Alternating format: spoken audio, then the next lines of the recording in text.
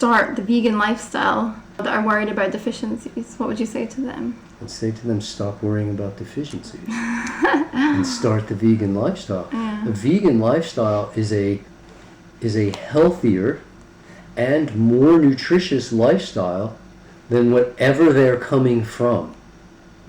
They're more likely to have had deficiency on their old lifestyle than they will on a vegan diet. So I would say, like, wow, you have just made a great move towards reducing the likelihood of any deficiencies by becoming a vegan. Congratulations.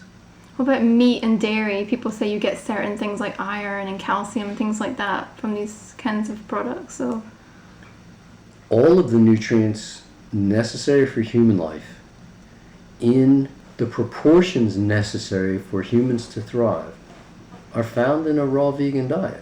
I mean, we find this in plants.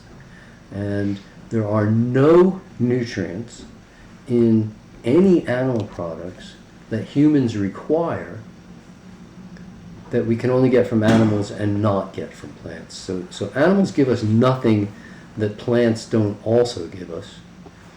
But they do give us things that we either don't want or don't need. And I say avoid them. From a nutrition standpoint, avoid them. From a compassion standpoint, avoid them. From a environmental standpoint, avoid them. You know, I mean, there's just not a platform to stand on other than, well, that's what my grandparents did, so that's what I'm going to do. Well, I mean, that might be fine and dandy, but they also sent postcards. You know, and when was the last time you sent a postcard? You know, I mean, there's things we've let go. They also use slide rules. Most young people don't even know what a slide rule is, let alone how to use one. So just because they did it doesn't mean it was the best way. And the consciousness of the people has changed, and our awareness has changed. It's one of the founding principles that my wife and I do instill in our daughter, that, you know, we're still learning.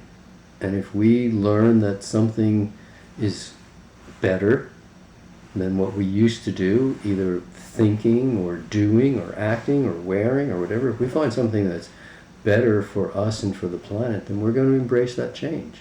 We're willing to admit we were wrong and embrace that change. I grew up on a standard Western diet and had to change my diet many times until I came to the point of 80-10-10, whole, fresh, ripe, organic plants.